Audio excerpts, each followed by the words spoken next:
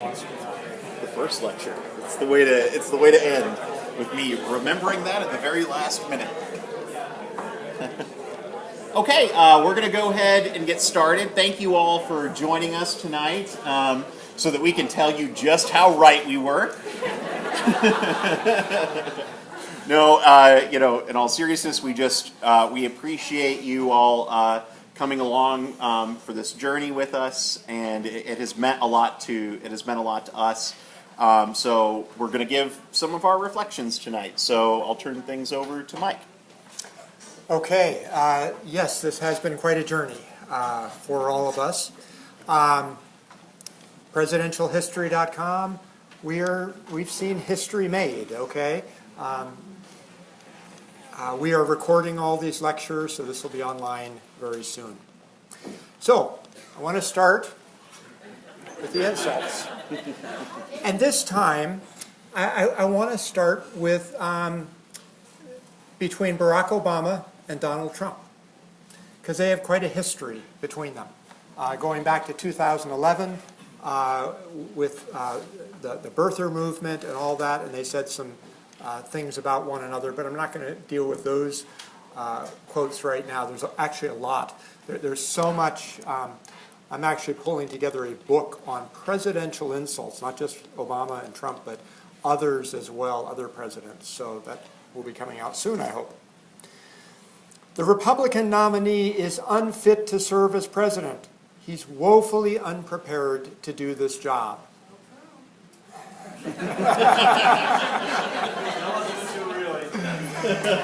Right. So that is from Obama. Obama says he appears only to care about himself and doesn't do his homework, doesn't know the basic facts you need to know. This was just before the election. In the last 2 days, Trump's advisors had so little confidence in his self-control, they said, "We're going to take away your Twitter." Now, if somebody can't handle a Twitter account, they can't handle the nuclear codes. If somebody starts tweeting at 3 in the morning because SNL made fun of you, then you can't handle the nuclear codes. Donald Trump says President Obama has been the most ignorant president in our history. His views of the world, as he says, don't jibe, and the world is a mess. He has been a disaster as a president. He will go down as one of the worst presidents in the history of our country. It is a mess. President Obama, when he became president, he didn't know anything. This guy didn't know a thing, and honestly, today he knows less. Today he knows less. He has done a terrible job. He is the founder of ISIS. He's the founder of ISIS. He's the founder. He founded ISIS.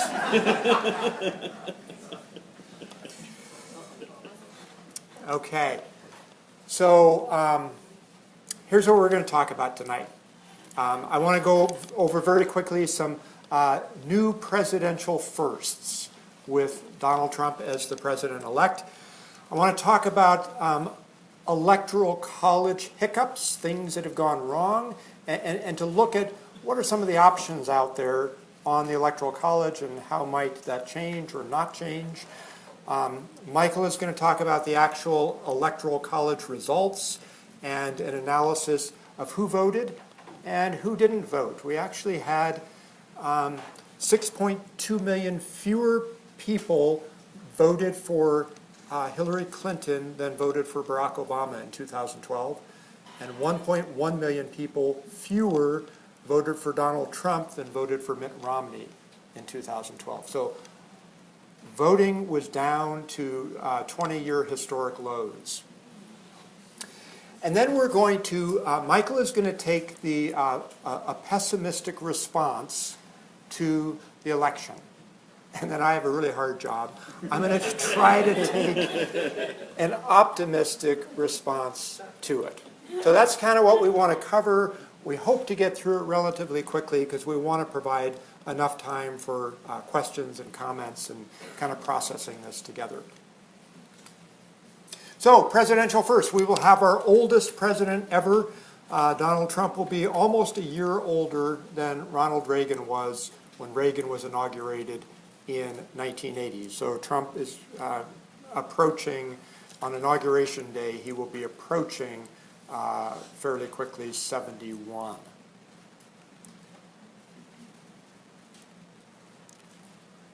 Donald Trump will be the first president who has not been a political leader in elective office, a military leader, or who has had significant appointive office experience. He'll be the first non of any of those. We had one other businessman run before who didn't have any of those. That was in 1940, Wendell Willkie, and of course he lost to Franklin Roosevelt. Donald Trump will be our third heaviest president. He'll be the heaviest president in more than 100 years, actually. And so, he weighs in 236 pounds. All three of these presidents on the, body mass index are termed as obese, for what it's worth. Okay, let's talk about the Electoral College. So Hillary Clinton is right now ahead in the popular vote. And by the time all of the votes are counted, and there's still, I think last I heard was about 4 million votes still to be counted, people are projecting that she will probably win the popular vote by something like 2 million votes, or about 2%. So these are the most current numbers that I've got right now. Clinton would be the fifth person who won the popular vote but lost the Electoral College. And so it's kind of interesting. In 1824, the decision was made by the House of Representatives. In 1876, the decision was made by an Electoral College Commission that was appointed by Congress.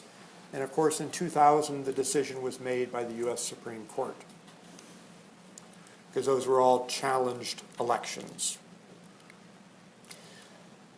So what are the options of what do we do with the Electoral College? So we either keep it, just status quo. After 2000, there was a lot of talk about maybe we should get rid of it. Well, it's still here, obviously. There could be a constitutional amendment that would eliminate the Electoral College. I think the chances of that are pretty small, because Congress has a difficult time agreeing on things, and that would be fairly controversial.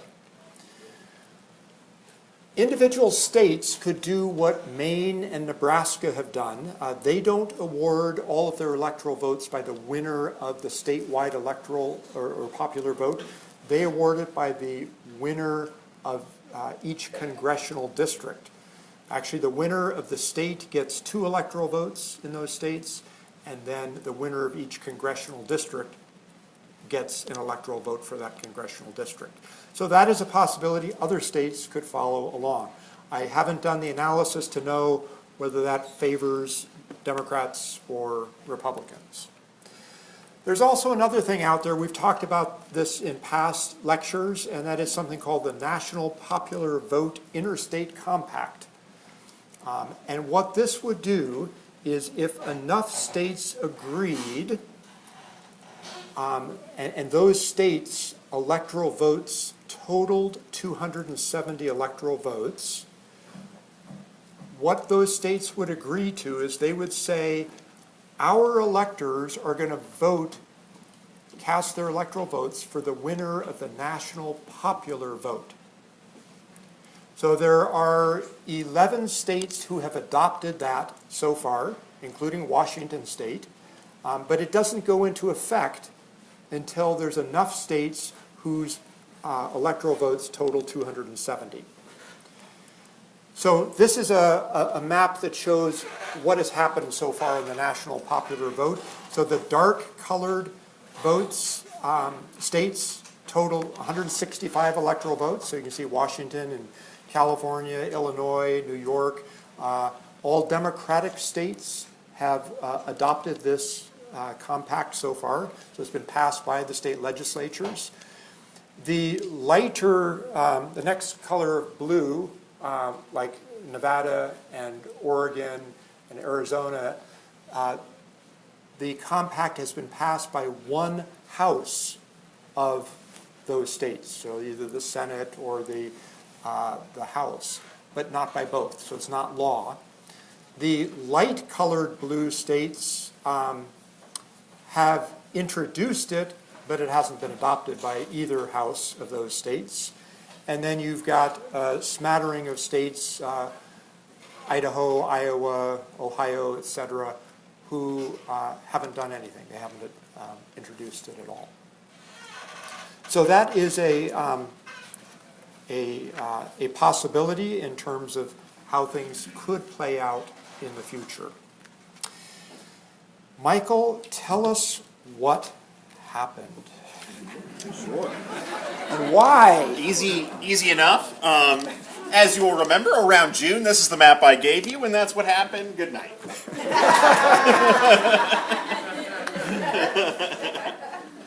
No. I'm sorry.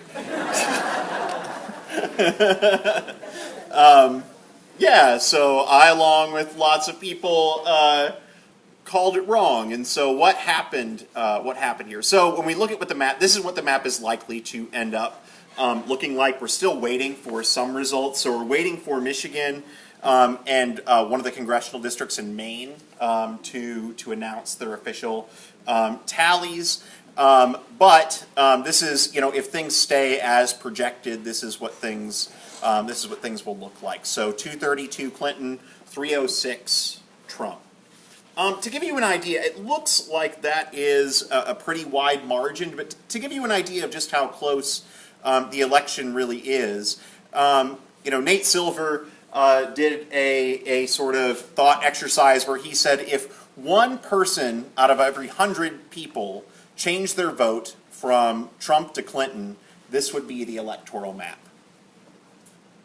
So almost flipped at that point. So you're talking about just a 2% swing. So it is rather close. And so what happened here? So there are some people. One of the things that I'll say is that there's a lot of people talking a lot about what happened, creating explanations for what happened. And I would urge you to be a little bit cautious. The fact is that we haven't had a great deal of time to dig into the data. We have exit poll data, but exit poll data is flawed. Exit poll data would tell us that Clinton was going to win the election if you bought into the exit poll data that was being released early on election day. And so, it's going to take some time to dig through this. But some things that might have happened. There are some who argue that perhaps there were secret Trump voters, hidden Trump voters, people that when you ask them questions in the poll, you ask them to respond to polling questions that they would not tell you that they were going to vote for Trump because they were afraid of how that would look for them. And so there's this idea, when we talk about the Bradley effect in the past, this is sort of analogous to that. Bad likely voter models, so underrepresenting certain groups. When you do polling, one of the things that you have to do is you have to weight your polling based on who you think is actually going to turn out on election day. And so that requires constructing likely voter models. So you want, if you think turnout for African Americans is going to be at about, 50%, then you want to make sure that that is reflected in your model. And so you make predictions based on what turnout is going to look like, and you adjust the results of your polls accordingly. It is possible that polls, when they were presented to the public, underrepresented, older white working class voters in Rust Belt states. That's probably something that happened. Also, you could say that potentially we're just looking at what was a royal flush for Trump. That he had to have the perfect night, and he just did. So if you look at a lot of models, models were not at 100% for Clinton. So, if you look at 538's model, for example, they pretty consistently had it at about 30% for Trump. And that's not nothing. That means that if you were to run simulations of the election 10 times, that you would expect Trump to win 3 times. And so there's that's a good lesson in sort of probabilities, that a 30% chance is still a chance, and it can still happen. And if you were to give if you were to say, like, put two candidates, generic candidates, in front of you and say, which map would you like to have going into election day, you would prefer Clinton's map every time. Just didn't work out. And this also tells you quite a bit. So if you're looking at about the 700 counties that Obama won in 2008, 2012, counties that Obama won twice throughout the country, Trump won 209 counties in the United States that Obama had won twice in 08 and 12. 467 for Clinton. Counties that Obama won once, 194 of those counties voted for Trump. Only 13 of those counties voted for Clinton. That means that if there was a close county in this election, it by and large went to Trump. And a lot of people laughed at the Trump campaign for going to states and spending lots of time and resources in states that nobody thought they had a chance to win. So if you look at the last 100 days of the campaign, Trump visited Florida more than Clinton, visited North Carolina more than Clinton, visited Wisconsin more than Clinton, visited Ohio more than Clinton, and visited Michigan more than Clinton. These are the states that matter. Okay. So I'm in charge of giving you the pessimistic view of this election. This is a precise simulation of Washington, D.C. 4 years from now. So I'm going to do this by taking a look at a couple different areas that I think are important to examine. First, character. So Donald Trump says that he has the best temperament. There are some people that would disagree with that, namely American voters. 64% of American voters said that Trump does not have the temperament to serve as president. Only 34% of voters in what are admittedly imperfect exit polls said that Trump was temperamentally suited to the job. What that means is that there are some people who both said Trump was temperamentally unsuited for the presidency, and they voted for him for president. And so even Trump voters agree that he has a temperament problem, and I think that's scary as we look forward to his presidency. The other thing is, if you disagree with his temperament, then you start to look at who he surrounds himself with. And so over the weekend, there were lots of reports that he was going to surround himself with particularly Steve Bannon as his chief of staff. Steve Bannon, who is CEO of Breitbart News. Ultimately, Trump chose Reince Priebus, current chairman of the Republican Party, to serve as his chief of staff. But his first advisor, somebody who's going to join him in the Oval Office, is going to be Steve Bannon. And for those of you that aren't familiar with Breitbart or not familiar with who Steve Bannon is, I have a selection of headlines from Breitbart News that'll give you an idea of what that news organization looked like under his leadership. So this is one headline: Bill Kristol, Republican spoiler, renegade Jew. There's no hiring bias against women in tech. They just suck at interviews. Birth control makes women unattractive and crazy. The solution to online harassment is simple. Women should log off. 6 reasons Pamela Geller's Mohammed cartoon contest is no different from Selma. These are scary. This is scary, and this is the type of advice that you can expect Trump to receive from Steve Bannon in the White House. This is somebody who he sees as suited to be a close advisor to the most powerful political figure in the United States. So that is one reason why I am pessimistic. Character, as well as the fact that there doesn't seem to be strong leadership in the White House to temper that dangerous character.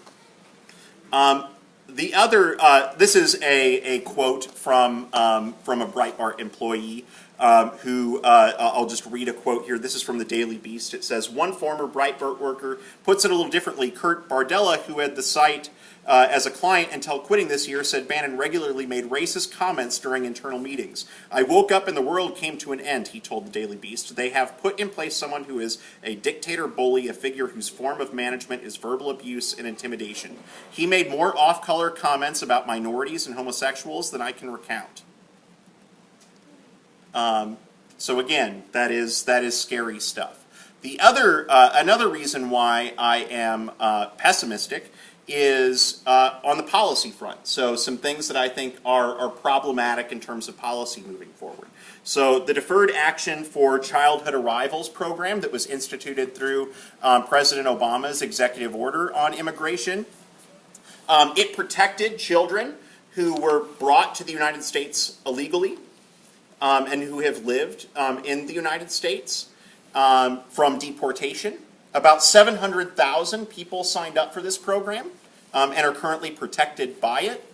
The problem is when they signed up for this program, they gave the government their information, making it easier for a President Trump, through executive order only, to deport these individuals. Okay. Global warming. This is a tweet from Donald Trump, who says the concept of global warming was created by and for the Chinese in order to make U.S. manufacturing non-competitive. And so if you think of things like the Paris agreements that Obama signed, so according to those Paris agreements, what it said was that the United States was going to have to reduce carbon emissions below 2005 levels by about 26 to 28%. The problem is that there's no enforcement mechanism with that agreement. Donald Trump can't change the text of the agreement, but he can just simply not comply with it. Okay. If we think about foreign policy, our president, our incoming president, is somebody who said he would bring back waterboarding, and he'd bring back a hell of a lot worse than waterboarding.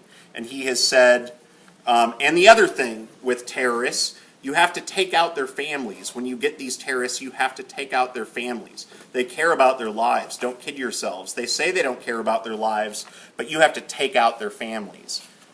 You have a president, an incoming president, who has essentially argued that he will engage in the commission of war crimes if he is in charge of our nation's military. If we think about the Iran deal, that is also something that a President Trump could easily get rid of, and said that he would get rid of that deal, which is used as a way to prevent Iran from acquiring a nuclear weapon. Essentially, the only thing that Trump would have to do to nullify that agreement is to, through an executive order, reinstitute sanctions on Iran. And that would essentially void the deal.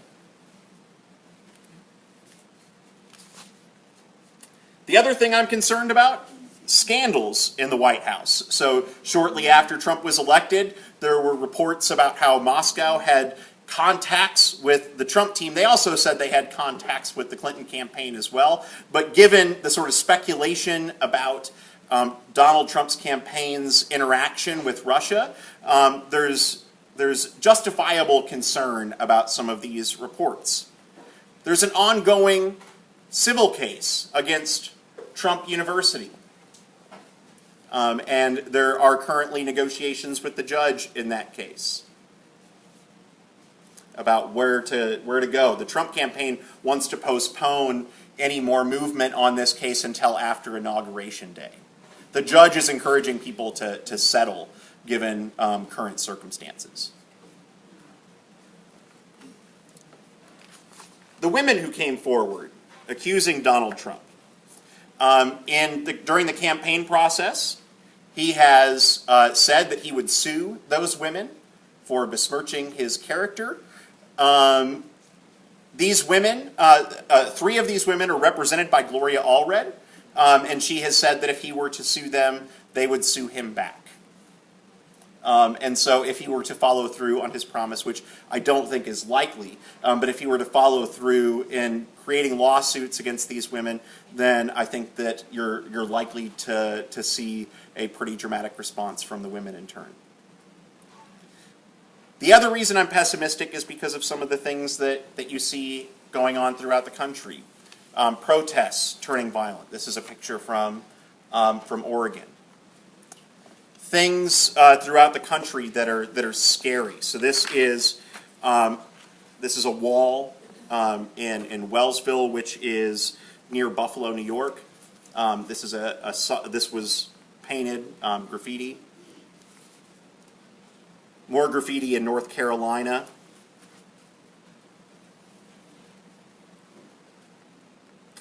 Middle schoolers in Michigan chanting, "Build that wall," in the school cafeteria.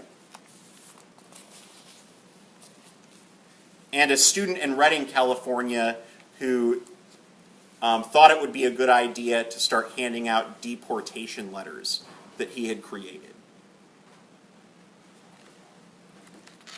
So that's why my response is pessimistic. And I'm going to turn things over to Mike to hopefully turn that frown upside down.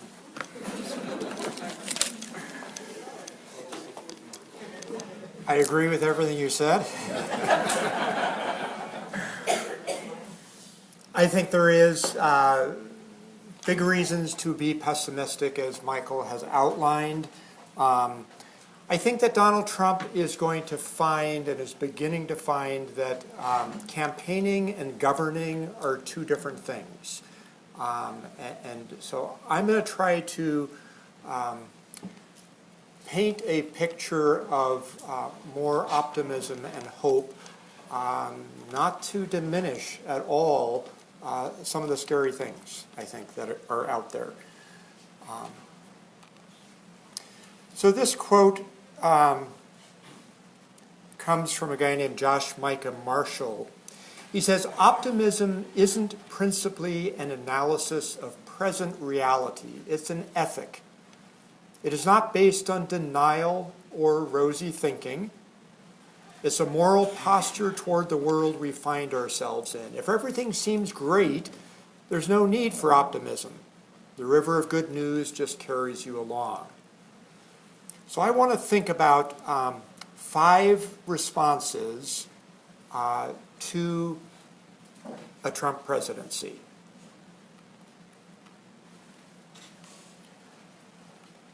First one, civility. So I would go back to some very relevant words that Abraham Lincoln spoke in his second inaugural address in 1865. And I want to go through and read it, and then I want to just kind of unpack a few of the words there. He says, "With malice toward none." So remember, this is the end of the Civil War. I mean, this is big time division in the country.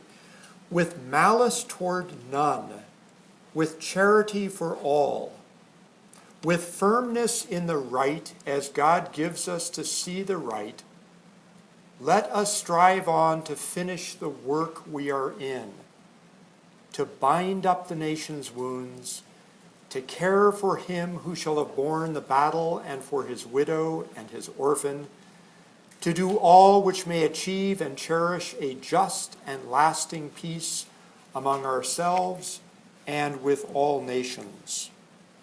So what I see here is a very charitable response toward the opposition. So Lincoln is being charitable toward the South. And how can those who are disappointed with this election show charity toward Donald Trump? With firmness in the right doesn't mean that we give up beliefs, okay? That we still argue strongly for things we believe in. But we're going to have a government which is very Republican controlled, and not everybody agrees with that. That doesn't mean people roll over. So then he talks about to finish the work we are in. So what this brings up to me is, our country throughout its history has had challenges. And this is the challenge of how do we create a more perfect union? A more perfect union. It's never going to be perfect. There's always going to be differences. He talks about caring for him who shall have borne the battle and his widow and his orphan. And that strikes me as very relevant today, is how do we care for our veterans? And that's been a campaign theme, obviously.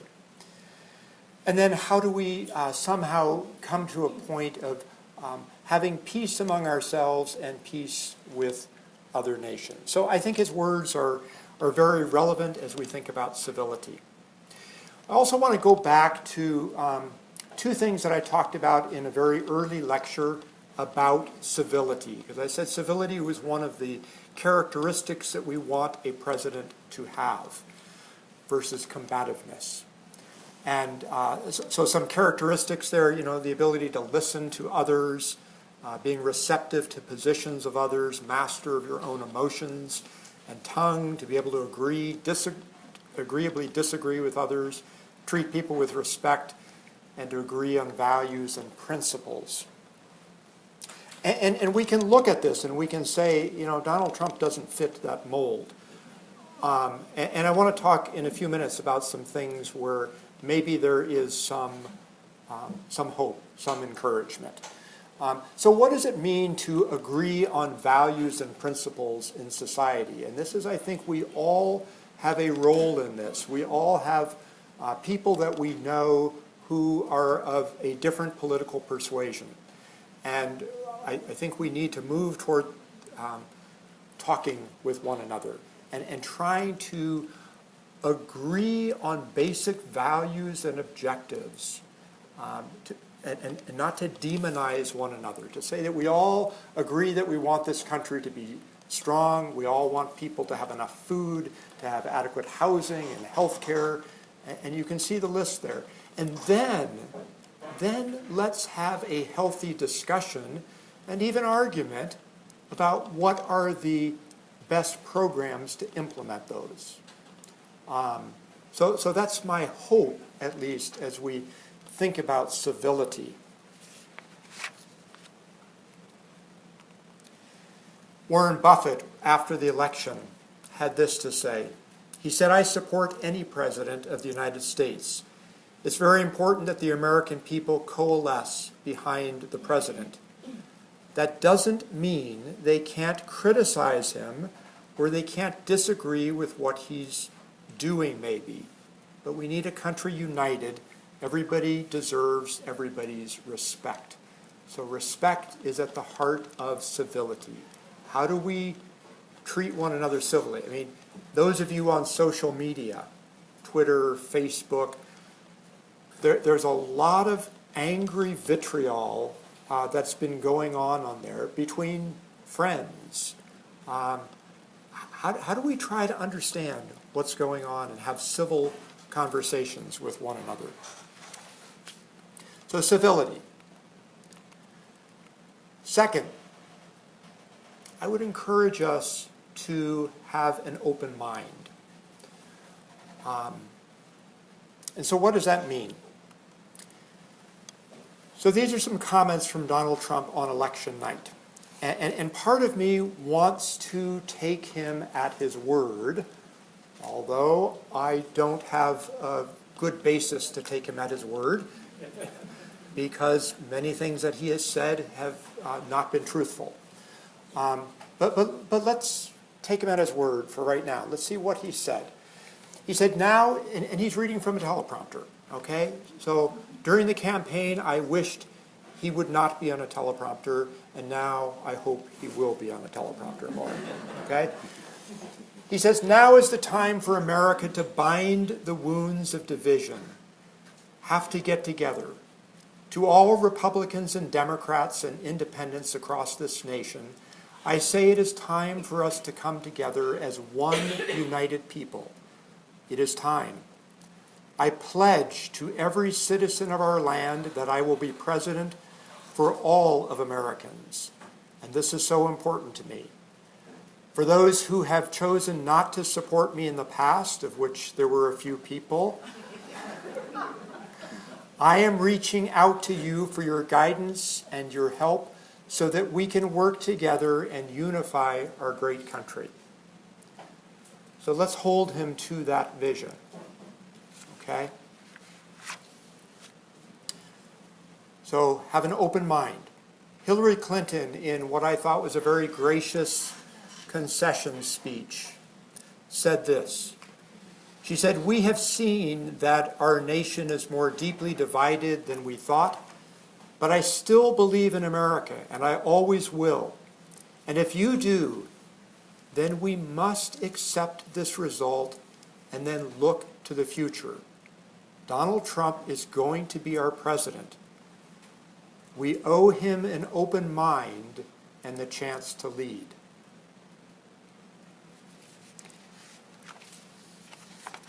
And then President Obama's statement the morning after the election, I think, is also instructive. We are not Democrats first. We are not Republicans first. We are Americans first. We are patriots first. We all want what's best for the country. That's what I heard in Mr. Trump's remarks last night. That's what I heard when I spoke to him directly. And this is coming from a guy who, they have had their tensions, okay? And I think Obama is being the perfect gentleman in this process. And I was heartened by that. That's what the country needs, a sense of unity, a sense of inclusion, a respect for our institutions, our way of life, rule of law, and respect for each other. I hope that he maintains that spirit throughout this transition, and I certainly hope that's how his presidency has a chance to begin. One final set of comments about this question of an open mind, and this comes from Howard Schultz of Starbucks. So, and it's about 4 slides. It's quite a bit. This is a letter that he wrote to his employees right after the election, and I think it's very good. And so I want to read that to you. And I'm by and large just letting these words speak for themselves because I think they are good words. So here's what Howard Schultz had to say to his employees. "Last night, like so many of you, I watched the election returns with family and friends. And like so many of our fellow Americans, both Democrats and Republicans, I'm stunned. We cannot know what the precise impact will be on our country and the rest of the world. I am hopeful that we will overcome the vitriol and division of this unprecedented election season. As Americans, we must honor the democratic process. We have a president-elect in Donald Trump, and it is our responsibility as citizens to give him the opportunity to govern well and bring our country together. Whether you are pleased or disappointed by the outcome, we each still have a choice. Today and every day, we have a choice in how we treat one another in our homes, in our neighborhoods, and of course in our stores." So he's talking to his employees. "We can choose to answer the challenges of the day with kindness and compassion. We can choose to listen, to understand, and to act with respect. We can choose to live by the values that reside in each of us and honor our commitment to nurture the human spirit with love and offer everyone in our stores and communities a place of inclusion and optimism." So an open mind, okay?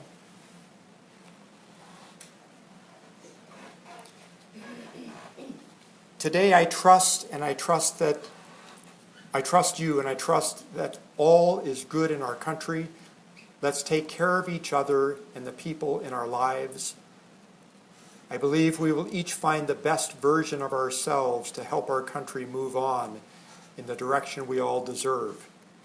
Together is where our collective power lies, as partners and as Americans, together. So, an open mind. We can certainly take a negative view, but I want to say, it is what it is. The results are what they are. So how do we respond to that? Third response, hope. I place my hope in this guy. Who is it?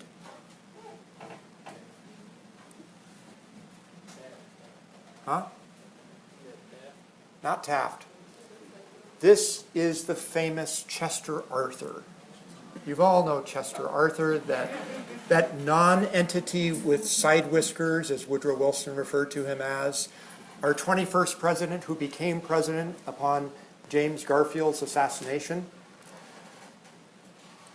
And Garfield was assassinated, 4 months into his term. So Arthur had been vice president for 4 months. Before that, he had been the collector at the Port of New York. It's a political patronage job. He was part of the Republican Party machinery. He was a political hack. And he was very party loyal. And so patronage was a big deal for Chester Arthur. And yet, during his presidency, so sometimes the presidency changes people. During his presidency, it was Chester Arthur, above all expectations, who pushed for civil service reform. Nobody would have expected that from a political hack, okay? So I have some hope that people sometimes change when they are president. Lyndon Johnson said, "The presidency has made every man who occupied it, no matter how small, bigger than he was, and no matter how big, not big enough for its demands." So presidents grow into the job. So I want to ask the question, what is Donald Trump really like? So first of all, I think Donald Trump doesn't have a policy bone in his body. He has no moral compass. He's not an ideologue. He's been a Democrat, he's been a Republican, and he's actually defeated both parties. So if he keeps his campaign promises, if he does, then I think this country has some problems. But we have to remember that for Donald Trump, campaigning is one thing. He doesn't know how to govern. He's never done that before. Truth is elastic for Donald Trump. And so we hope, and we're actually seeing some signs already, that he is backing off of some campaign promises. That wall between the United States and Mexico, well, it might be a fence in some parts. Okay? Obamacare, repeal Obamacare. Well, there's some parts of it that we're going to keep. So the campaign promises that, he's a showman, and during the campaign, he boils things down to very short statements that rile up his base. But is he going to, and we're seeing some indications, is he going to start realizing that, no, he's got to do some compromising? Is he going to begin to act more independently? Now, he still has a base that he's got to deal with somehow. But I think the presidency is going to be a big shock for him. Barack Obama today, in a press conference, he said this about Trump. He says, "I don't think he is ideological. I think ultimately he's pragmatic." So we hope that's true. And I'm reminded going back to the campaign during the Republican primaries and Jimmy Carter commenting between Trump and Ted Cruz and who would he rather have, said Trump. And he said Trump because Trump is not ideological and his opinions are malleable. And so we hope Carter is right on that as well. So what is it that Donald Trump wants above everything else? He wants to be successful. So I have some questions here, and I don't know the answers to them, but these are some hopes, I guess, that I have, since we're talking about hope. Will he pivot and start to act presidential? We asked that question during the campaigns. He said, when's he going to start to act presidential? Well, he never did. Is he going to do that now? He has been a little bit more measured and reserved. Not always. He's still doing some tweeting that's been problematic. Is he going to try to negotiate things? He says he's a great negotiator. Is he going to try to negotiate things for the common good? Is his force of personality going to enable him to manage the Republican Party in Congress? So we have to remember, I think, that when you think about the Republican Party today, there are really four distinct elements to the party. There's the establishment Republicans, there's the Tea Party members of the Republican Party, there's the alt-right, the extreme conservatives, which are represented by Steve Bannon, who Michael just talked about, and Trump has appointed him as a key strategist in the White House, which is a troubling sign. And then the fourth element of the Republican Party is Donald Trump. And he doesn't fit into any of these categories of establishment, Tea Party, or alt-right. And so how is that going to work, and how is that going to fit? So when he understands the responsibilities of the position, is he going to act responsibly? He was very surprised, some reports say, that he needed to appoint all of the members of the White House staff. He was thinking that, well, they all stayed. And so there's some really basic things that he's beginning to learn. And then I want to ask the question, Donald Trump has spent 70 years doing things just for himself. And he's been a fairly selfish man, I believe. And is the presidency going to create a better man out of him? That's my hope. And then finally, hope. At the very height of the Great Depression, on March 20th, 1933, Franklin Roosevelt gave his inaugural address. It was raining. It was a miserable time in the country. And he says, "This great nation will endure as it has endured, will revive and will prosper." And then here's his famous quote about fear. So first of all, let me assert my firm belief that the only thing we have to fear is fear itself. So this great nation will endure as it has endured. So that's hope. Fourth response, reconciliation. So here's the map that Michael gave us on the Electoral College vote. Red and blue. Lots of division.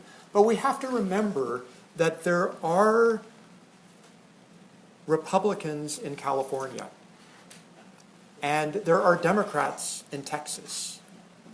And these states, some of the states that were won by one party or the other, were won by a narrow margin. So we want to be careful about not dividing ourselves too much.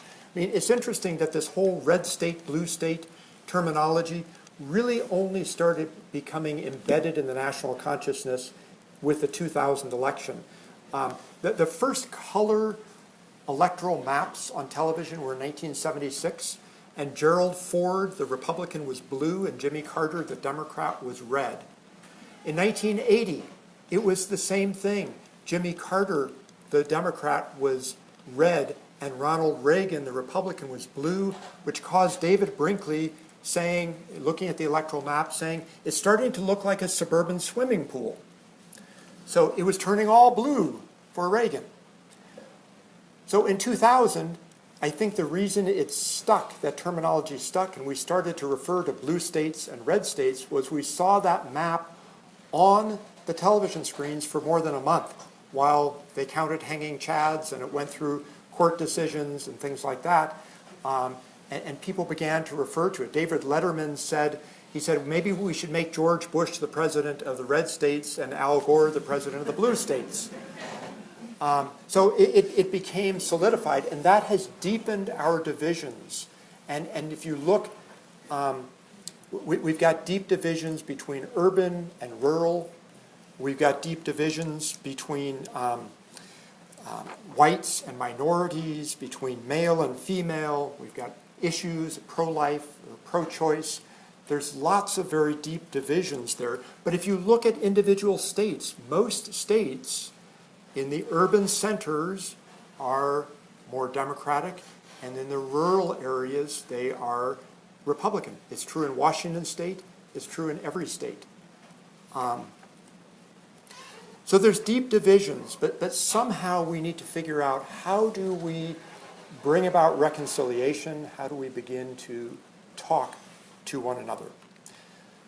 So from a red perspective, and this is what I think we have to understand everybody's perspective. I think there's a large majority of whites in this country who in a society where there has been major pushes for inclusion, including minorities and others in our life as a country, that a number of whites have felt left out, that they feel like people are cutting in line ahead of them. And we have to recognize that that's what they feel. Okay, these are feelings. I think there's ongoing resentment by some people that we have had for the last 8 years a black president. I think for some people there is resistance to a woman becoming president. So I think some people have these perceptions. From a blue perspective, Trump's words are not acceptable, and Theodore Roosevelt invented this term, the bully pulpit, and he saw the presidency as a way to get your message across. Well, I think it's kind of taking on a new meaning, perhaps under Trump, and we hope that changes. But in American society, there really is no place for bigotry and all of these different things, and people shouldn't have to fear violence and harassment. And red people, and here I am using terms very loosely, okay? People need to understand, though, that these are concerns. Both sides need to understand those concerns. How can we listen to one another? How can we try to find common ground?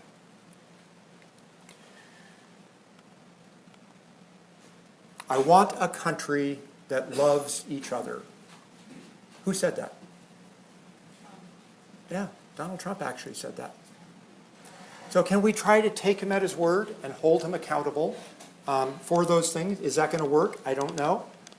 But I want to try to have some semblance of hope there. So the hope here is that we have some form of reconciliation and that we realize and create a new American pluralism.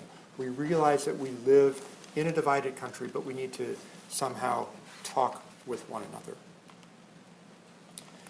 Fifth response. This is a very personal response. Not everybody is going to agree with this, and I totally respect that.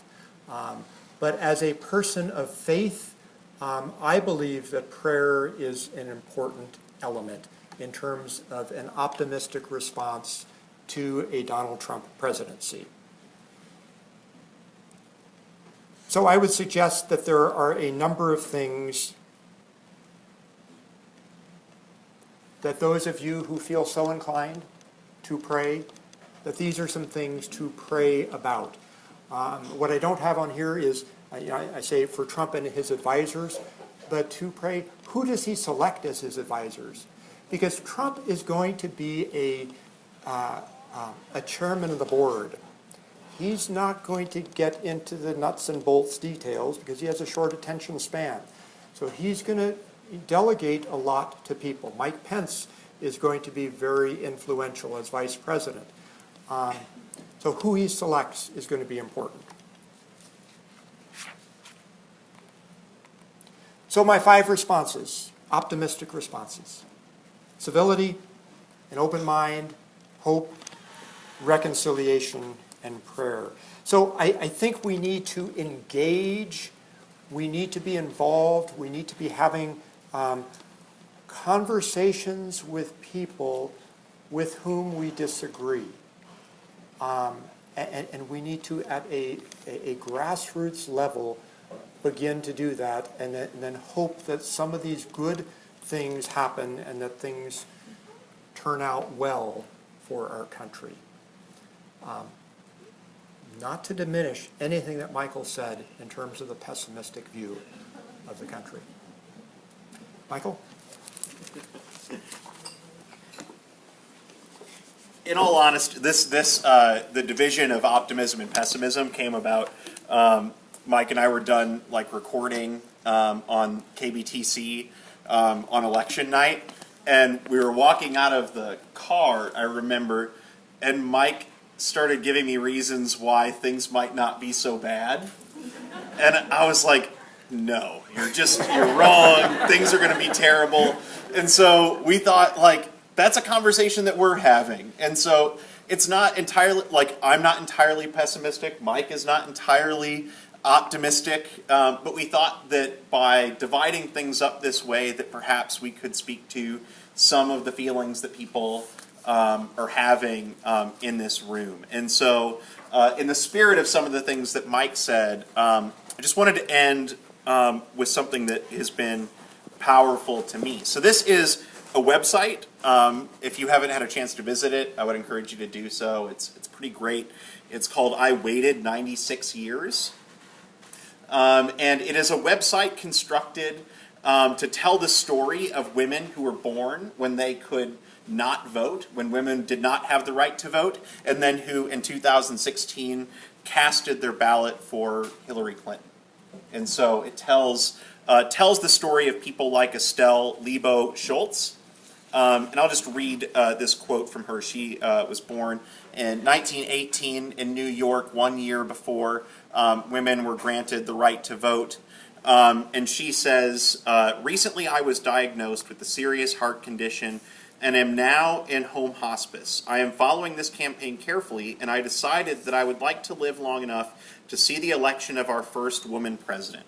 When I was marking my absentee ballot for Hillary Clinton, it occurred to me that this wish is even more poignant because I was born in 1918, 2 years before women achieved the right to vote. To see such an accomplishment in my lifetime is momentous. I encourage all of my fellow nonagenarians to follow me in marking your ballot with a sense of pride and a lifelong lived in a country making history. And so she didn't get what she wanted in this election in terms of the outcome, but I would encourage you to think back to the history of women who were seeking the right to vote. In 1878, the National Women Suffrage Association was successful in getting Congress to consider an amendment to the Constitution which would allow women to vote. 8 years later, it took 8 years, it failed. A short time later, in 1902, Elizabeth Cady Stanton died. In 1906, Susan B. Anthony died. These were momentous occasions for the women's suffrage movement. And these were setbacks. But if any of those women had decided after those setbacks, it's just too hard, or I'm so cynical about the political system that I don't want to get involved anymore, then Estelle Schultz wouldn't have been casting her ballot for Hillary Clinton in 2016. And so our response can't be to disengage. Our response has to be to get involved, and to get involved in things that you care about. And so don't be cynical be motivated. If you're upset, go and work in your communities, change your communities, make them reflect the society that you want.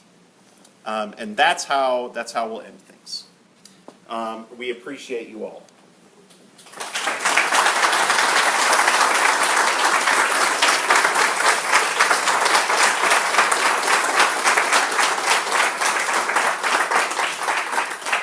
So we will try to take some questions and do our best at responding. Yes? I was interested in some of the polling data, two kind of things. You mentioned Nate Silver had 30% chance for Trump. Most of the things that I saw had a much lower number. Has there been any resolution about what some of the problems are, or some discussion around that? And a second, which is not quite the same thing, are there other sort of divisions that have arisen out of this where people who analyze the political scene say, oh, here's a division that we hadn't noticed before that we should pay attention to. Sure. Divisions on race, on sex, on class, those come in, rural, city, urban. Sure. You know. So let me, as we do with all questions, let me just repeat it, because we are recording it so everybody can hear it. So the two questions are, one is Nate Silver, who gave Trump about a 30% chance, and others gave him different percentages. Why were some of those different? And then when we look at, is there new data coming out in terms of other kinds of divisions that we're seeing in the voting population? Yeah. So with regard to the first question, so Nate Silver, 538, they were wrong during the primary process, and so during the general election, they tried to take a more cautious approach, and that caution was built into their models. So what you saw from other sites was a more aggressive models, and that's why you saw some of the differences there. And one of the interesting things is that if you judge whether or not these models were successful based on the national popular vote, then works out pretty well, right? That she might win by a couple percentage points, and that's well within the margin of error in national popular vote estimates. Where there were mistakes were in states, in individual states, particularly the Rust Belt states. And, in some ways, I think, it's understandable that these mistakes were made.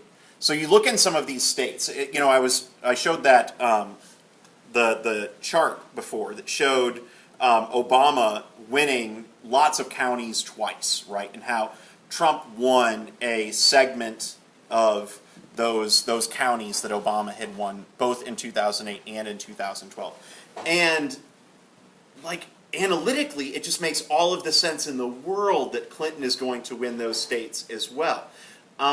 You've got what appears to be Democratic strongholds. Obama had won there twice in a row, and the demographics in many of these areas was changing. The non-white vote was increasing, the white vote was decreasing, but that doesn't account for things like turnout.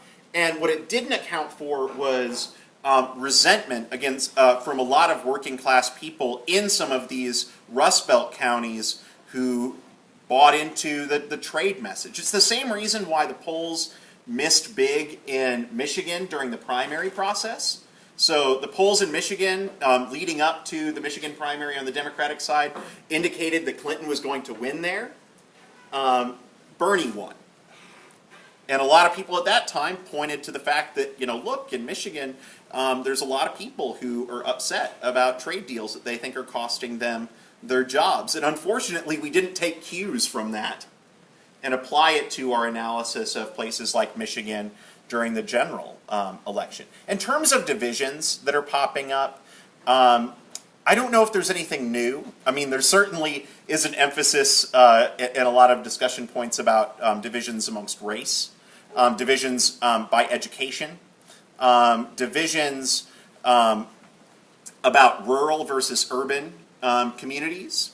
And so those are some things that are popping up. They're not necessarily new, but those are important divisions which shape the outcome of this election in all likelihood. Yeah. Yes.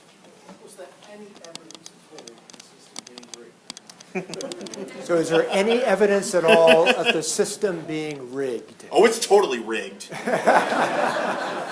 It would be really hard to rig the election process. You've got some 9,000 counties in the country. These are all individual things, and at least in Washington State or in King County, and I think in other counties in Washington, the computers that count the ballots are not even hooked up to the internet and never have been. So I think Donald Trump's assertions during the campaign that it was the election was going to be rigged, he said that because he was at that point behind in the polls. But no, there's no evidence of that. Are there irregularities sometimes on voting? Sure, that happens, but there's not a massive rigging of the election. Yeah. Yes? I think you covered this in an earlier lecture, but refresh us on the logic behind the Electoral College. The logic behind the Electoral College.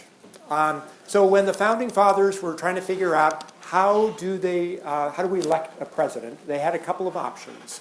They said we could have Congress select the president. And the problem with that option is the president would be subservient to Congress. And it wouldn't be independent, 3 branches of government. They said you could have direct popular vote.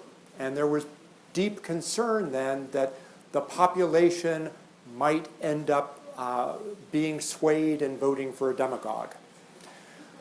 That would never happen. And so they concocted this indirect election process where you have wise electors who end up making the selection. It wasn't until 1824 that we even began to see any popular voting going on.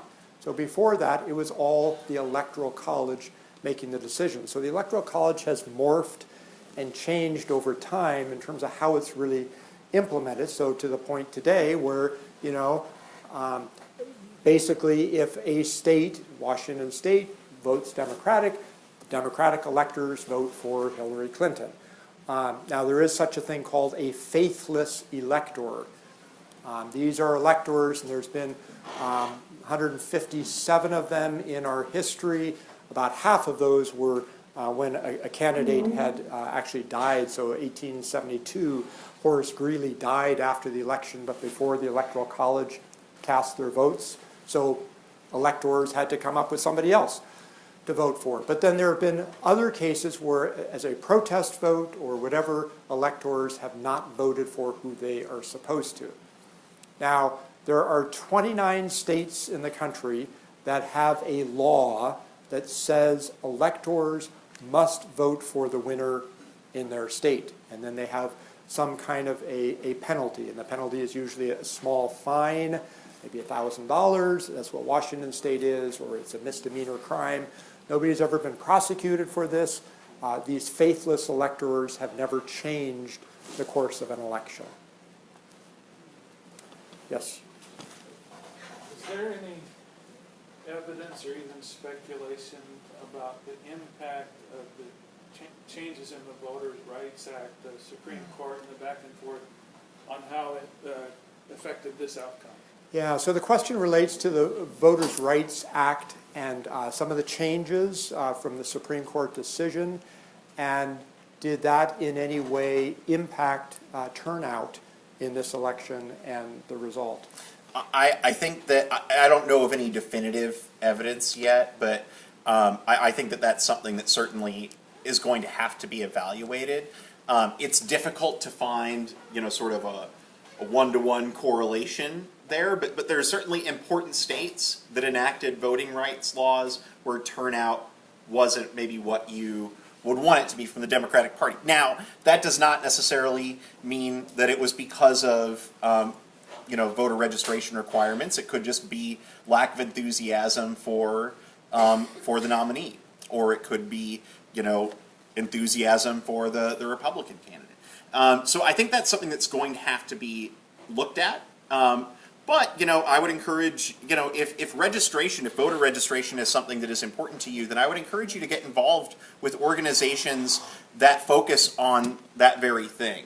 I think getting people registered to vote is a really important thing that we should all be thinking about as we move forward. So Michael mentioned, lack of enthusiasm perhaps for a candidate may be one of the reasons why voting was lower this election. It could be the voter registration laws and voter suppression too, and those are things we're going to have to sort through. But Sure. Certainly there were a lot of people who didn't like either Hillary Clinton or Donald Trump, and then didn't vote perhaps at all. Yes? So along those lines, it's my understanding that about 43% of the registered voters didn't vote. So that Clinton and, what's that guy's name? Trump. Each got somewhere 22, 25% of the registered voters. Yeah. So I guess my question is that pretty static across election to election, that low voter turnout is just the way it is, and that Obama was an aberration to that? Or is the trend that fewer and fewer people are interested enough to vote? Yeah, so the question gets to voter turnout, and that perhaps 43% of the registered voters didn't turn out, and are we in fact, I said that this election had fewer voters than we've had for 20 years. Is voting going down? Was Obama an aberration? I think Obama was an aberration in some senses. I don't have data, Michael, in terms of how I'm voter, not sure if, I think that, in this election, you're probably, it's a decline from 2008 in all likelihood. That was a unique election where lots of groups that traditionally had not been motivated were motivated to vote, and you saw an uptick there.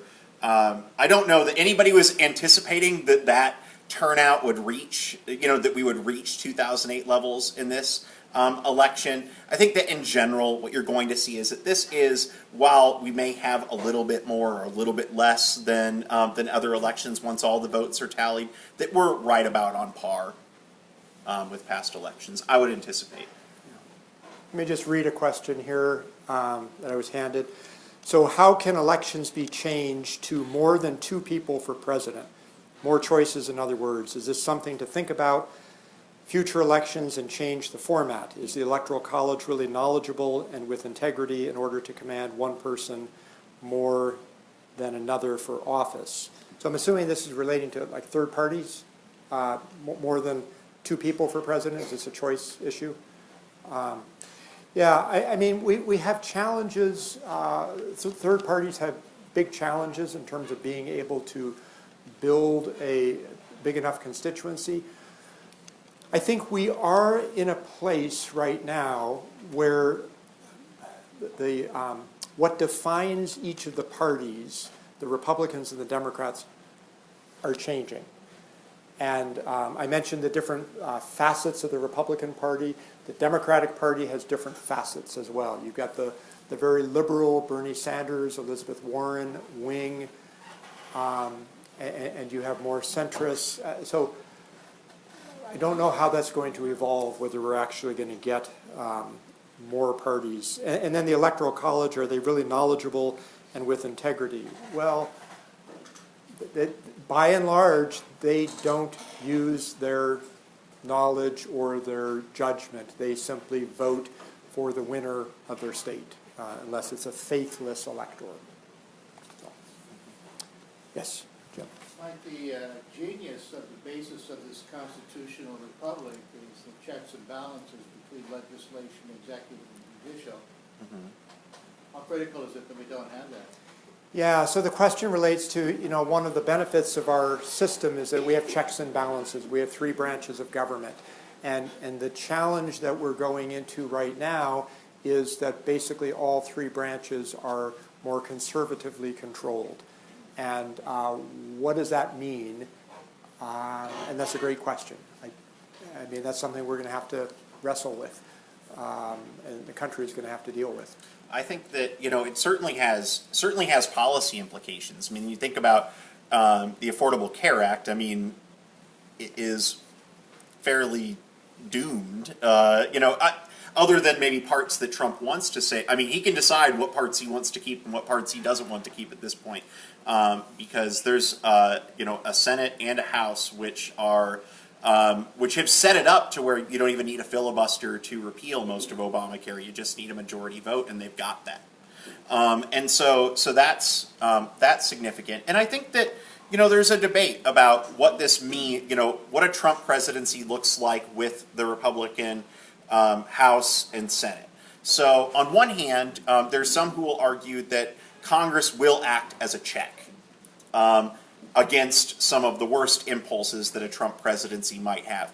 I am a little bit skeptical of that because the Republican Party hasn't stopped Trump anywhere along this journey. And so I don't know, I haven't seen anyone with the power in the party to stop him from doing what he wants to do. I think that if there is divided government, if there is some sort of check, it's going to be within the Republican Party, where there are some significant divisions between Tea Party conservatives, moderate conservatives, and I don't know what Trump is in terms of aligning with either of those groups. But it certainly has policy implications. Yeah, there's no question about that. Yes. What percentage do you give that hope for the popular vote of getting done by December 18th or 19th? Enough states? So the national popular vote thing, about zero. I don't think that's going to happen. That would require lots of legislatures to vote for that, and obviously it would have to be democratically controlled legislatures to do that. And I don't know that there are enough of those. Jackie did a little bit of analysis on that. Yeah, I tried the math. The problem is that most of the ones that have passed it already are the Democratic-leaning states and democratically controlled state governments because they were mad about 2000. And so there are a few more of those, but they wouldn't get you to 270. You'd need at least a few Republican voting states or Republican state governments to pass it, which I'll cross my fingers, but I don't see a Republican government overturning the will of their Republican voters to put a different person into office than they voted for. Yeah. So it's probably not going to happen this year. It's one of the less, so we talked about like the balance of power between Congress and the House and the Senate and even the courts coming up. But also, like, not often discussed is the control that Republicans have in state government as well, where they control the majority of governorships. They also control the vast majority of state legislatures. So it's not just at the national level. We're also talking about the state level as well. And so while that is not likely to happen this year, there is a petition, at least one petition going around that would be directed at the electors in Republican states, encouraging them to be a faithless elector and vote for Hillary Clinton. Whether that's going to happen or not, who knows? I doubt it. Yeah. So we've got joining us on to WikiLeaks. We've got the Russians with the DNC hacking, and then we've got Comey's October surprise of the bombshell email that didn't go anywhere. Is anyone gonna? Do you think anyone's gonna follow those and see if they can find anything else about it, in your opinion, or what? So the question relates to WikiLeaks, Comey's thing, and what was your third one? The Russians. The Russians hacking the DNC, and are those going to be pursued in any way, Michael? Yeah, I don't. I don't think so. I mean, I have to believe that there are people in the intelligence community in the United States who are incredibly interested in the Russian government's involvement in this election. I just, on faith, have to believe that that's the case. So maybe there is going to be some investigation on that front. In terms of Comey, I don't know. I think in large part it depends on what Trump wants to do there. Is he going to ask for Comey's resignation? Is he going to try to institute his own leadership in the FBI if Comey stays around? I doubt that there's going to be too much of a fuss thrown up, given that it seemed to help Trump in the last days there. I seriously hope that there's some research done into precisely how foreign actors were involved in releasing information about U.S. elections. And how some of these things play out is going to be really determined in large measure by who Trump's advisors are, who's going to be in the cabinet. Watch for the cabinet appointments. So Chief of Staff Reince Priebus is actually a good selection for Trump. Pardon? It's the best that you could hope for. Yes. He's not a Democrat. He's the chair of the Republican Party. But he is I think, a reasonable person and knows how to balance some different interests. So he could have appointed Steve Bannon to that position, and Bannon was the other consideration. So that's a measure of hope there. Yes? I want to look forward just a little bit and tell me what Trump is going to do about his holdings, his economic interests. So what is Donald Trump going to do about his economic interests and his vast company? What he has said is that he is going to have his children run the company. Now, it's also a little bit troubling that he is now asked for his 3 oldest children and his son-in-law to have national security clearance. And they are on his transition team. This is a mixing of the private and public, which is not promising.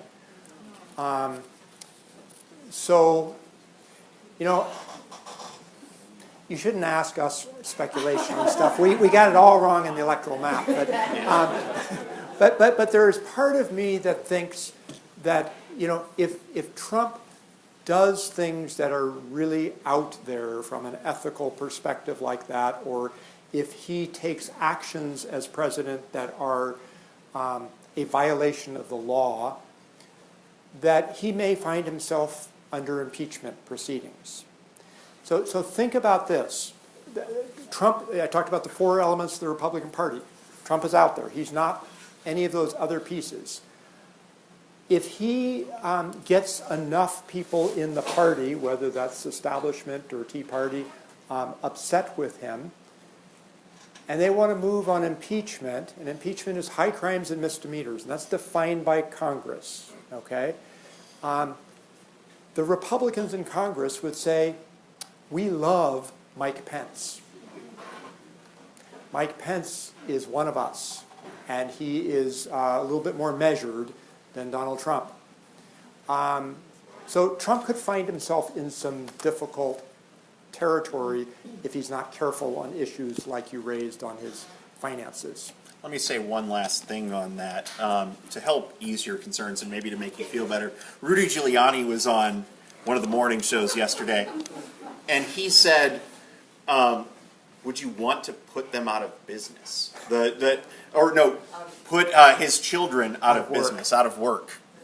Yeah, so... That's supposed to make us feel better? Yeah, I mean, if he was to institute a blind trust and have some private organization, private entity take control of his businesses, then his kids wouldn't have jobs. And so if that... Do you really want to fire them? That's... No. No. Here's the deal. He cannot appoint his children or his son-in-law to any paid government position. So this was a law that was instituted after John F. Kennedy appointed Bobby Kennedy as Attorney General. So you can't do that kind of thing. He can have them as informal advisors, nothing to prohibit that, but the mixing of the business and the governing is going to be problematic, I think. Yeah. I'll look a little farther ahead in the future, and I'm curious who, looking ahead to 2020, who would be maybe some Democratic possibilities for the nomination, because it seemed this year it was all, 70-year-old guys, and who were some younger people? Is there anybody in their 50s? So let's take a look at let's take a look at 2020 for the Democrats. So first of all, the Democrats have a job to do to figure out who are they. You got two wings. Bernie Sanders has not ruled out running again. He would be he'd be close to 80. Elizabeth Warren, who is I think she's 67 now, she may run. You've got Cory Booker, the African-American New Jersey senator, very charismatic, very dynamic. I believe he is looking at the White House. You've got Martin O'Malley, may make another run at it. Maybe this year was a test year for him. Michael, what other names am I forgetting? Well, I saw Michael Moore on TV talking about how the Democrats should elect somebody more likable like Tom Hanks or Oprah. So, so maybe that's a possibility. If we're going to go down the entertainment route. Celebrity you could do worse. Candidates. Yeah, right. What about Michelle Obama? Michelle Obama has pretty much said no. She doesn't seem to like politics. She doesn't like it. She is a very effective speaker, very dynamic, but she doesn't like it. I mean, there's a lot of people who would love her to do that, but I don't think we're going to see her do that. Yes? Since when did it become the responsibility of the American electorate to provide jobs for those children? If they're as good as he claims they are, certainly they would have other opportunities in private business. Yeah, is it our American electorate's responsibility to provide jobs for Trump's children? Well, no. Yeah. Yes. Well, this is opinion more than it is a question, but I think one of the things we haven't covered, and you did use the term reconciliation. Yes. But it occurs to me that what we're doing here, and I love it and appreciate it, but we're intellectualizing, trying to figure out why all of this happened. I don't think Trump won by people who were, and this is not a demeaning to their intelligence, but it was an emotional decision based on their feeling that they had been disenfranchised. And so as we sit around the Thanksgiving table maybe in a week or so with people whom we love or care about, but maybe made that decision, I think the one thing we haven't talked about is respectful listening. Yes. Yeah. And recognizing that not just waiting for your opportunity to prove them wrong, Right. to quote various things that we think are just outrageous that he said, and how could anybody think he could be a good president? But they wanted change, and he promised them he would do it, and he promised them that they would have a better life. Right. And they feel so disenfranchised. I believe it was for most of them an emotional decision. And the only way we're going to reconcile is to have empathy for the strength of that emotional anger. Yeah. That's all very well said, I think, that, we are intellectualizing it. We're trying to figure out what went wrong. But a lot of it, you're absolutely right, was an emotional response on the part of many voters. We could dissect it, and we could say the college-educated voters went for Clinton. The non-college-educated voters, by and large, went for Trump. That's part of it. But I think your comment is so good that, as we are at our Thanksgiving Day tables or in other arenas, that this isn't about saying, how could you vote for somebody like Trump? This is, how do we how do we understand them? How do we ask them questions to really get at what's going on? You guys familiar with the CNN commentator Van Jones? Okay. So he, before the election, he went to Gettysburg, Pennsylvania, and did little group interviews in homes with 3 groups of voters. And some of them were Trump supporters, some were Clinton supporters. And part of what he was doing is trying to understand them. And he was challenging them, saying, how can you support Trump? Really good. Each one of these 3 is like about 10 minutes, and it's all online. I would encourage you to take a look at that. There's some good conversations. There was one with 4 women in Gettysburg. There's on one of their front porches. They're having this conversation. They clearly disagree. There's different opinions there. And Van Jones says to them, how can you all still like one another and get along? And they said, this is a small town. One woman who was for Clinton said, my grandkids go to school with your kids. Everybody knows one another. There's some respect. And we can, we need to get away from this, social media where you just can shoot somebody down, and have intelligent, careful conversations where we try to really understand the hurts and the pains that people are feeling. Yes?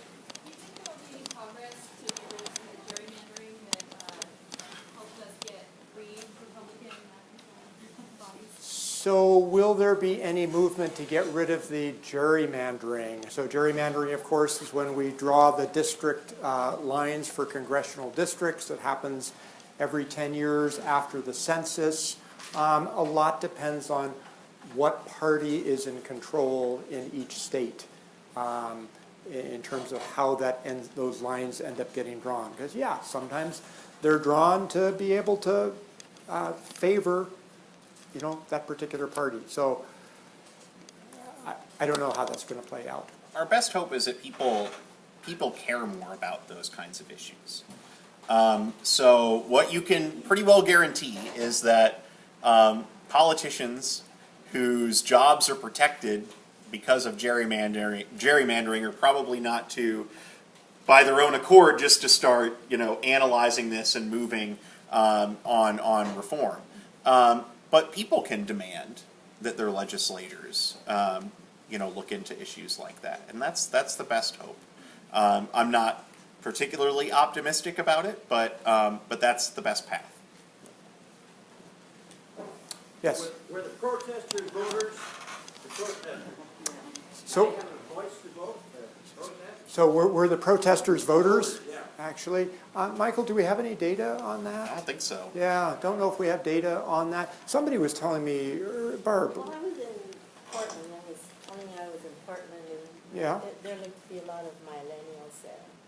And so I would ask them if they voted, and the ones I asked said yes. Okay. But So a little snippet there It would that, be hard for me to believe that they all voted, but maybe this election will have an impact on what they do in the next 4 years, because they were very passionate about the result. Yeah. And they were very upset about it. Yeah. So voting does matter. Were these protesters voters? They were all According different to ages, but the majority Barb's, were millennials. Barb's, comment, talking to some of them, a lot of them millennials, and they said yes, they were voting. So voting matters. It makes a huge difference. Yes. Predictions for the 2018 elections. Michael's the predictor here. Getting it right every time. Yeah, you can take it to the bank. I'll tell you exactly what to do. Starbucks cups. Yeah. Closer predictor there. I just had one the other day. Red.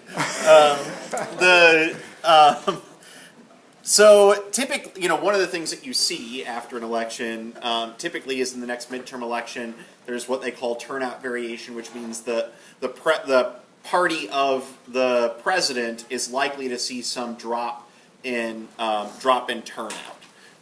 That's because a lot of people that came out to vote and voted for president won't come out and vote in midterm elections. The turnout just isn't as high there. What I think that might be a little bit muddied because there were more Clinton voters in this election, meaning that if turnout variation is true, then that might impact the Democratic Party more than the Republican Party, who actually had fewer total voters in 2016. Also, just the map isn't particularly good for Democrats in 2018. The party doesn't there aren't as many what they would expect to be competitive elections, at least not enough to maybe change control in either house. So that's where people anticipate it being. But then again, what do I know? So Yes. On the voter turnout thing, I did hear some people being interviewed who had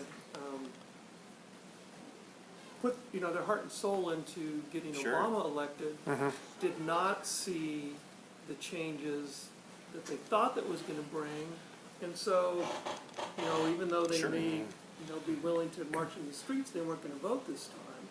Right. Because they said, well, my vote didn't matter, I didn't get what I wanted. And I guess the other aspect there is that I was looking at some numbers today and found at least 8 states where there were enough Libertarian and Green Party votes to flip that state, Yeah. sometimes from Hillary Trump and sometimes the other way. So people who didn't vote for Hillary or Trump and therefore didn't participate in the final decision, there were enough of them who actually voted to change some states. Right. So voter turnout makes a difference. And you've got the Obama coalition and the observation that many people who voted for Obama said, I'm not going to go out and vote again because I didn't get what I wanted. What we have to remember is that the president, regardless of who they are, doesn't control the world. And Obama has done many things, but he can't do everything. And he's had an opposition Congress. But certainly your comment, too, about the impact of the Green Party and Libertarian parties in terms of flipping some states, I think that's definitely possible. yeah, it's hard to dig into that entirely. It's a lot of conjecture. What if what if Gary Johnson voters didn't vote for Gary Johnson in a number of states? Would they not have voted? Would they have voted for Clinton? Would they have voted for Trump? And that's what makes it so hard to unpack. We think that they might have had some impact, but we don't know really in what direction that it would have played out. And so it makes it a little bit hard to evaluate. But I think that you're right on about being upset about the establishment. I mean, it's hard in a place like Michigan where there are some spots where you can't drink the water. It's hard to tell those individuals that you should trust the establishment, right? That's not a message which resonates with them. Yes. Let's answer one more, actually. Yeah, we'll do one more and then we'll... Trump's taxes, does he have to release his taxes now, or can he just say, it doesn't matter, let's move on? Does Trump have to release his taxes? He has said recently that he will release them at an appropriate time. Does he have to? My understanding is he does not have to. Yeah. So we may So never... stay up tonight, refreshing the internet, just waiting for them to come. So. Right. So we'll stick around if any of you have other questions. This has been an incredible journey with you all this last year.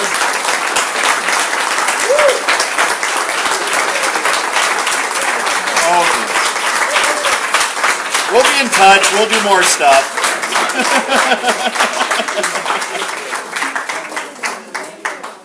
Good job, Michael. Good job, Michael. Thanks. I think we hit our stride. Yeah. It's probably nice to survive, isn't it? Hey, what was it? It was probably nice to survive.